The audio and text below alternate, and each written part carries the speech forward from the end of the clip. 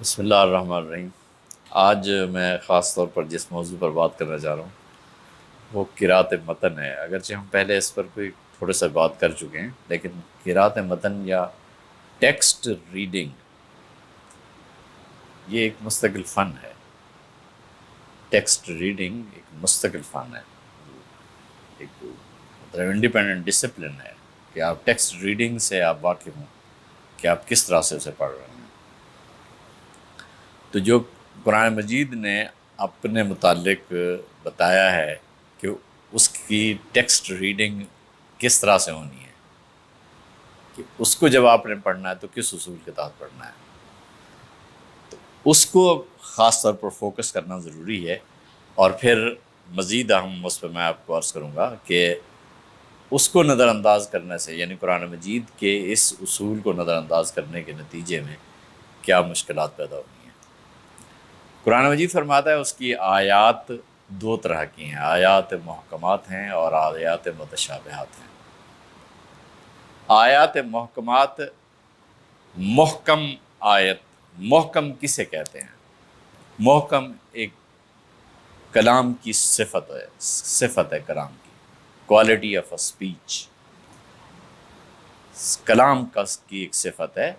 ایسا کلام جو کثرت معنی کا حامل ہو، نہ متحمل ہو، حامل ہو اور نہ متحمل ہو، اسے کہتے ہیں محکم کلام۔ اب جو آیات محکمات ہیں وہ آیات ہیں جن کے اندر کوئی اشتباہ موجود ہی نہیں ہے کہ میں اس سے کوئی دوسرے معنی اخذ کر سکوں۔ خود کلام اس قدر واضح اور اس قدر محکم ہے کہ پڑھنے والے کے دل اور دماغ کو اس پر فوکس رکھتا ہے اور وہ ادھر ادھر بھٹکنے نہیں دیتا اس کو کہ اس سے وہ کوئی دوسرے معنی اخذ کر سکے، کوئی امکان ہی نہیں ہے۔ دوسری جہت اس کی یہ ہوتی ہے کہ آیات متشابہات ہوتی ہیں۔ جو آیات متشابہات ہوتی ہیں، وہ متشابہ آیات کا مطلب یہ نہیں ہوتا کہ اس کے کوئی معنی متعین ہو جاتے ہیں۔ یعنی جب آیات آپ کے سامنے آئی ہیں، اب آپ اس سے جو معنی اخذ کرنا چاہیں گے تو بغیر تعویل کیے آپ کسی نتیجے پر پہنچ ہی نہیں سکتے۔ کسی تعویل کے بغیر آپ کسی نتیجے پہ نہیں پہنچ سکتے، تعویل کرنی پڑے گی آپ کو۔ تو جو آیات متشابہات ہیں، پہلے انہیں مؤول بنانا ہوتا ہے۔ جب آپ مؤول بنا لیتے ہیں، جب وہ مؤول بن جاتی ہیں، تو اب آپ کے سامنے اس کا ایک معنی متعین ہو جاتا ہے کہ اب اس سے یہ مراد ہے۔ جو متشابہ آیات کو تعویل کے ذریعے سے مؤول کیا جاتا ہے، اب یہ بات کہ متکلم بھی آپ کو یہی بتانا چاہ رہا ہے، متکلم کا مقصود بھی یہی بات ہے جو اب آپ کی سمجھ میں آئی ہے، یہاں پر ایک ظن آ جاتا ہے۔ تو اس لیے جو مؤول ہے وہ ظنی الدلالہ ہوتا ہے، دلالت اس کی ظنی ہوتی ہے، یہ کنفرم نہیں ہوتا کہ یہ معنی اس کے ہیں یا نہیں ہیں۔ متشابہات کو پہلے مؤول بنانا ہوتا ہے، مؤول بنانے کے بعد مؤول جب بن گیا ہے تو اب اس کے اندر ایک ظن آ گیا ہے کہ پتہ نہیں اس کے یہ معنی ہیں کہ نہیں ہیں۔ متشابہ الدلالہ ایک بالکل مستقل صورت ہے، اسی طریقے سے قطعی الدلالہ ایک صورت ہے، اسی طرح سے ظنی الدلالہ ایک صورت ہے۔ یعنی کلام کو جب ہم دلالت کے حوالے سے چیک کرتے ہیں نا، تو ایک ہوتی ہے قطعی الدلالہ، یعنی وہ اپنے معنی پر اس طرح سے دلالت کرتی ہے کہ سننے والا پورے طرح سے واقف ہو جاتا ہے کہ یہ کیا کہا جا رہا ہے۔ اور متشابہ دلالہ وہ ہوتی ہے جس سے سننے والا بغیر اس کے کہ تعویل کرے، اس کی تعویل کر کے کسی نتیجے پہ پہنچتا ہے تو اسے وہ مؤول بناتا ہے۔ تو جو متشابہ دلالہ ہوتی ہے وہ کلام ہوتا ہے جس کے اندر ہمیں یہ معلوم نہیں ہوتا کہ متکلم کا یہاں مقصود کیا ہے۔ ہمیں ایک تعویل کرنی پڑتی ہے، قاری کو یا ریڈر جو ہے اس کو ایک تعویل کرنی پڑتی ہے کہ اور وہ ظاہر تعویل بھی کرے گا تو کسی قرائن کے تحت کرے گا، کوئی اصول پیش نظر رکھے گا تب وہ تعویل کرے گا۔ تو جب اس کی تعویل کرتا ہے تو تعویل کرنے سے جو معنی متعین ہوتے ہیں اب وہ معنی ظنی الدلالہ ہوتے ہیں۔ تو متشابہ الدلالہ پہلے ظنی الدلالہ ہوتا ہے، جب وہ ظنی الدلالہ بنتا ہے تو اب وہ مؤول ہوتا ہے تو ظنی الدلالہ بنتا ہے۔ تو دلالت کی یہ 3 قسمیں ہیں، قطعی الدلالہ، ظنی الدلالہ اور متشابہ الدلالہ۔ متشابہ الدلالہ کی تعویل کے بعد وہ ظنی الدلالہ ہوتا ہے، ظنی الدلالہ کوئی کلام نہیں ہوتا۔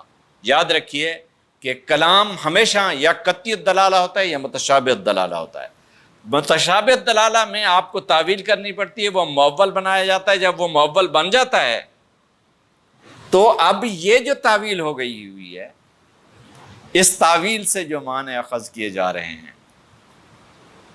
وہ معنی واقعتاً متکلم کے شعور میں ہیں یا نہیں ہیں، متکلم بھی آپ کو وہی بتانا چاہ رہا ہے یا نہیں بتانا چاہ رہا،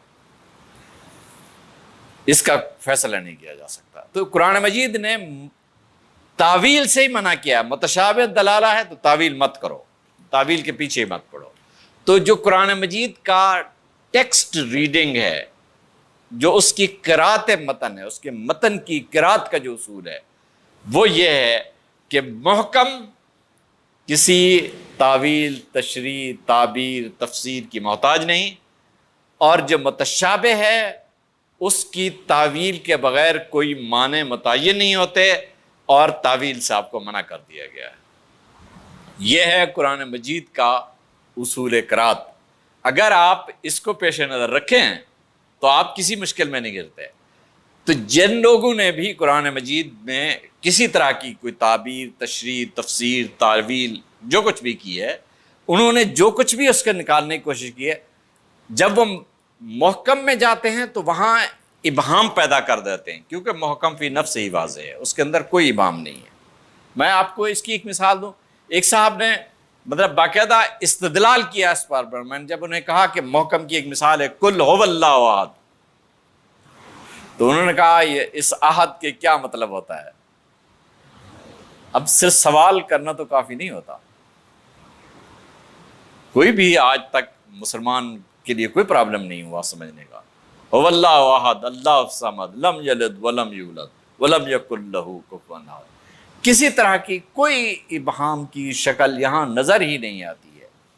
تو اگر آپ صرف سوال پیدا کرنے کے لیے محکم کے اندر بھی کوئی کیڑے نکالنے شروع کر دیں گے تو وہ نکل آئیں گے، اس کا تو کوئی ابہام نہیں۔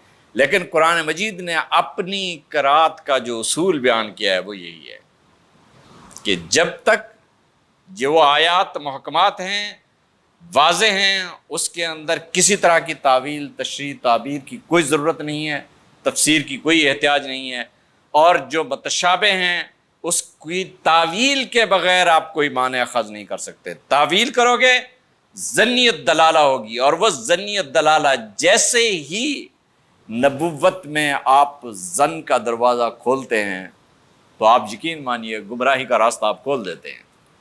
نبوت کے اندر ظن کا کوئی دخل نہیں ہے، وہاں حکم ہے کہ یہ متشابہ ہے تو بس رک جاؤ، کہو کل من عند اللہ، سب میرے اللہ کی طرف سے، بات ختم۔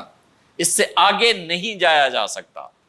رسول اللہ صلی اللہ علیہ وسلم کے دور میں جب یہ پرابلم پیدا نہیں ہوئی تھی، جن بعد دور میں ہوئی، تو انہیں کوئی ابہام نہیں ہوا، کوئی بھی کبھی اشکال نہیں ہوا، عام سے عام آدمی بھی۔ یعنی یہ نہیں کہ ابو بکر جو جس طرح سے قرآن مجید کو سمجھ رہا تھا، بلال بھی اسی طرح سے سمجھ رہا تھا۔ وہ ایک عام آدمی تھا، وہ غلام تھا بلال رضی اللہ تعالیٰ عنہ، اور اسی طرح سے ابو بکر سمجھ رہا تھا، اسی طرح سے جناب سیدنا عثمان سمجھتے تھے، اور اسی طرح سے عمر سمجھتے تھے، اسے جناب علی سمجھ رہے تھے۔ انہیں سمجھنے میں کوئی دقت نہیں تھی۔ مابعد دور میں جب آپ اپنی مرضی سے کوئی معنی اخذ کرنا چاہتے تھے تو آپ نے اس میں بہت ساری مداخلتیں وہاں بھی کی جو محکم تھی، جس کے اندر کوئی امکان نہیں تھا، وہاں بھی آپ نے کوئی مداخلت کر ڈالی۔ اللہ تبارک و تعالیٰ سمجھنے کی توفیق دے۔ والسلام علیکم ورحمۃ اللہ۔